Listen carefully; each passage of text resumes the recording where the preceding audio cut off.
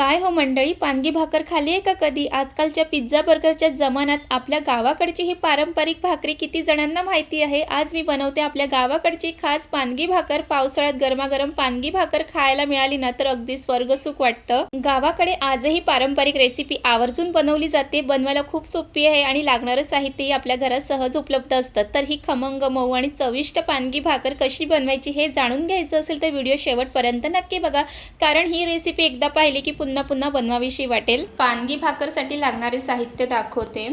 इथे लागणार आहे तांदळाचं पीठ. तर इथे 1 वाटी इतकं तांदळाचं पीठ घेतलं आहे. त्यासोबत इथे लागणार आहे दूध आणि इथे घेतले गूळ आहे ते बारीक करून घेतलेलं आहे. आणि हे काजू बदाम आहेत ते कट करून घेतलं आहे. आणि वेलची पूड लागणार आहे आणि इथे तूप घेतलं आहे. इतक्या साहित्यामध्ये खूप छान अशी पानगी भाकर बनवून तयार होते. तर चला लगेच रेसिपीला सुरुवात करूया. गॅसवर पातेलं ठेवून घेतले. त्यामध्ये घालणार आहे अर्धा कप इतकं पाणी घालणार आहे, कारण ह्यामध्ये दूधसुद्धा घालणार आहे म्हणून अर्धा कप इतकं मी पाणी घेतलेलं आहे. आणि त्यामध्ये दूध घालून घेणार आहे.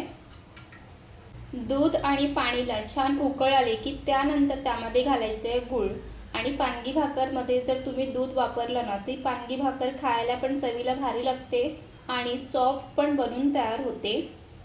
तर इथे उकळ यायला सुरुवात झालेली आहे. ह्यामध्ये घालून घेते हे गूळ किसून घालायचं म्हणजे छान विरघळतं. आणि आता पानगी भाकर किती अशी गोड पाहिजे ना त्याप्रमाणे गुळाचा वापर करायचा आहे. त्यानंतर गूळ आहे ते व्यवस्थित असं मिक्स करून घ्यायचं आहे. तर इथे तुम्ही पाहू शकता की गूळ इथे विरघळलेला आहे. गूळ व्यवस्थित विरघळून झाला की त्यानंतर त्यामध्ये घालायचं आहे तूप.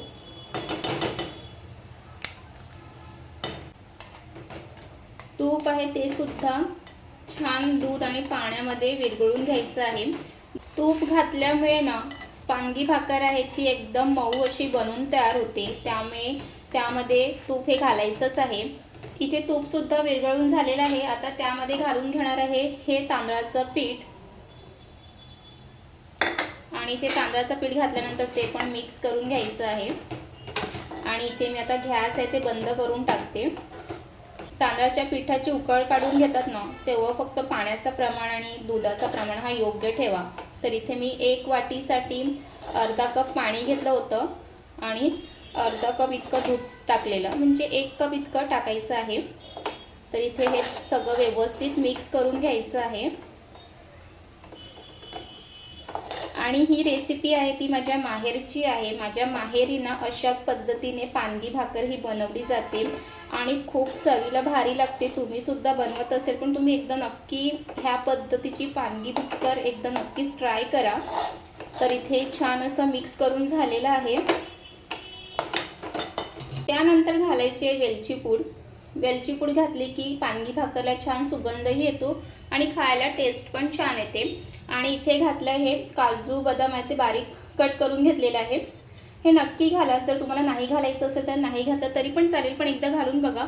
त्यामुळे अजून पानगी भाकर खायला खूप छान लागते. तर हे सुद्धा एकदा मिक्स करून घ्यायचं आहे.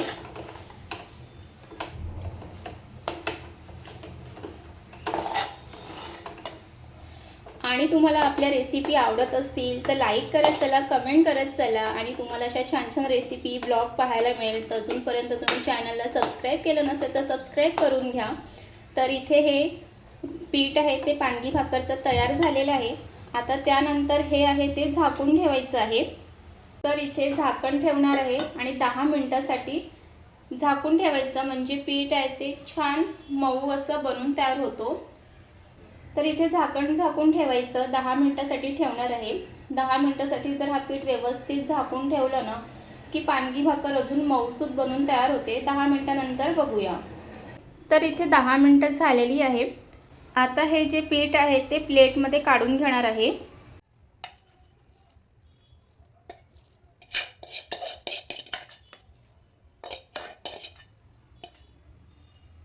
तर इथे तुम्ही पाहू शकतात की पानगी भाकरसाठी जो पीठ आहे तो किती छान असं झालेला आहे. जवळून दाखवते तुम्हाला. असं जर पीठ झालं ना की पानगी भाकर खूपच मऊसूत बनून तयार होते. तर चला आता इथे मस्त मळून घ्यायचं आहे. आणि इथे हे पीठ मळून घेत असताना आता पाणी अजिबात ह्यामध्ये घालायचं नाहीये. आणि तुम्ही जितका हा पीठ मळून घेईन ना तितकीच पानगी भाकरी अजून छान होते। तर मी इथे हे जे पीठ आहे ना अगदी 10 मिनिटं तरी मळून घेणार आहे।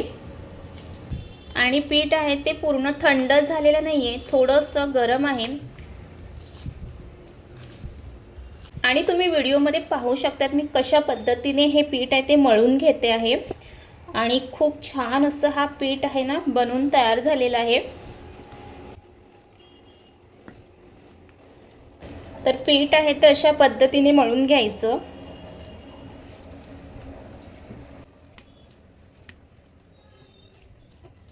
ह्या पानगी भाकरीसोबत तर खूप अशा आठवणी जोडलेल्या आहेत। आधी तर माहेरी पानगी भाकर बनवली की ते एकत्र येऊन बसणं आणि ते एकत्र बसून पानगी भाकर खाणं आणि त्यासोबत गप्पा करणं। जशी पानगी भाकर गोड असते ना तशाच आठवणी पण खूप गोड आहेत। आपल्या मुलींचं पण किती छान असतं ना, लग्न झालं तरी पण माहेरच्या ज्या खास आठवणी आहेत ते कायम नेहमी मनामध्ये असतात। आणि अशा पारंपरिक पद्धतीने बनवलेल्या काहीही पदार्थ असू दे त्याच्यासोबतच्या गोड आठवणी नेहमी सोबत असतात। आणि हे पारंपरिक पदार्थ तर आमच्या घरी खूप प्रेमाने बनवले जातं आणि आज ते सगळं पारंपरिक पदार्थ मी स्वतः बनवते तेव्हा खूप म्हणजे मनाला खूप छान वाटतं। तर इथे हे पीठ आहे ते 10 मिनिटं मळून घेतलेलं आहे, इथे तुम्ही पाहू शकतात। आणि ह्यामध्ये ना तुपाचं प्रमाण ना व्यवस्थित घाला, असं हातामध्ये तूप दिसलं पाहिजे तरच ती पान भाकरी आहे ती मऊसूत बनून तयार होते। तर इथे हे व्यवस्थित असं मळून झालेलं आहे। तर इथे एक तवा घ्यायचा आहे, कोणता पण तवा घेऊ शकतात। आणि ही जी पान भाकरी आहे ती तुम्ही केळीच्या पानात सुद्धा बनवू शकतात। आता माझ्याकडे काही केळीची पानं नाही आहेत त्यामुळे मी इथे ही अशी पळसाची पानं असतात, आमच्या घरी तर पावसाळ्यामध्ये ही अशी पळसाची पानं आहेत ना घरी आणूनच ठेवतात। कारण असं पावसात कधी पानगी भाकर बनवायची असेल किंवा सुक्कं खारा वगैरे पड्डी हे सगळं बनवायचं असेल की तेव्हा हे आम्हाला असं पळसाची पानं लागतात। आता माझ्याकडे काही केळीची पानं नाही आहे त्यामुळे मी आता ह्याच्यामध्येच आज पानगी भाकर करणार आहे। तर इथे मी आधी 2 आहेत ना पळसाची पानं ठेवून घेणार आहे। आणि त्या पानावरती हा जो पिठाचा गोळा आहे तो ठेवून घ्यायचा आहे आणि हाताने तो थापून घ्यायचा आहे।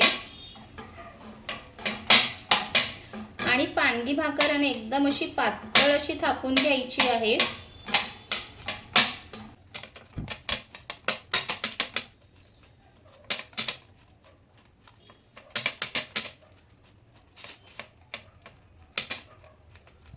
आणि तुम्ही इथे पाहू शकतात की ना पानगी भाकर आहे ती चारी बाजूने सारखी अशी थापून घ्यायची आहे, कुठे जाड किंवा कुठे पातळ अशी नाही। तुम्ही जितकी पातळ अशी थापून घेईल ना तितकी ती पानगी आहे ना मस्त अशी आतून पण मऊ आणि बाहेरून अशी कुरकुरीत अशी बनून तयार होते। तर बघा मी इथे चारही बाजूने छान अशी पानगी भाकर आहे ती थापून घेतलेली आहे। आणि थापायला पण जास्त वेळ लागत नाही, जर तुमचं पीठ हा व्यवस्थित मळलेलं असेल ना की ते छान असं थापून होते। तर मी जितकं शक्य होईल तितकी ती पानगी भाकर आहे ती पातळ अशी थापून घेतलेली आहे। तर इथे तुम्ही पाहू शकतात की पानगी भाकर आहे ती थापून झालेली आहे आणि मस्त अशी गोल अशी थापून झालेली आहे आणि सर्व बाजूने अशी पातळच थापली गेलेली आहे। तर आता त्यावरती परत पळसाची पानं ठेवून घेणार आहे।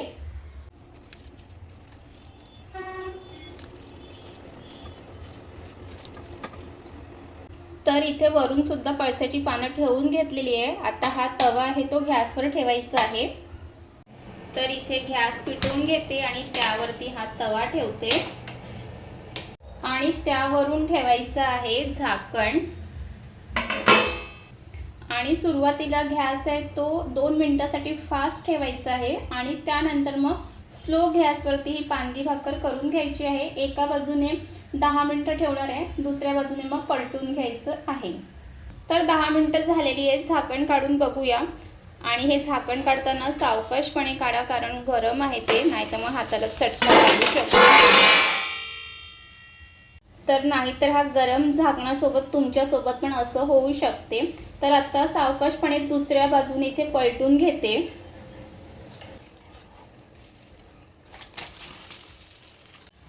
दुसऱ्या बाजूने पण झाकण झाकून ठेवणार आहोत आणि 10 मिनिटांनी बघूया।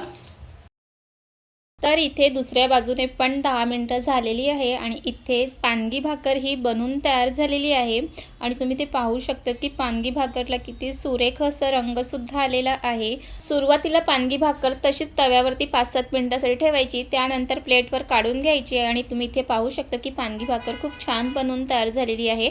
आतून मऊ आणि वरून थोडीशी कुरकुरीत अशी झालेली आहे। त्यानंतर तुम्ही तुमच्याप्रमाणे पानगी भाकर जशी तुम्हाला कट करून घ्यायची त्या पद्धतीने कट करून घ्या आणि तुम्ही सुद्धा एकदा या पारंपरिक पद्धतीने बनवलेली पानगी भाकर नक्कीच ट्राय करा। आणि आता तर पावसाळ्यात तर ही पानगी भाकर खाण्याची मज्जा काही वेगळीच असते। बाहेर पाऊस, हातात पानगी भाकर आणि दुसऱ्या हातात चहाचा कप, काय कॉम्बिनेशन लागतं। तुम्ही सुद्धा लवकरात लवकर ही रेसिपी ट्राय करा। रेसिपी आवडली असेल तर लाईक करा, कमेंट करा, शेअर करा आणि आपल्या चॅनलला सबस्क्राईब करा। Bye bye.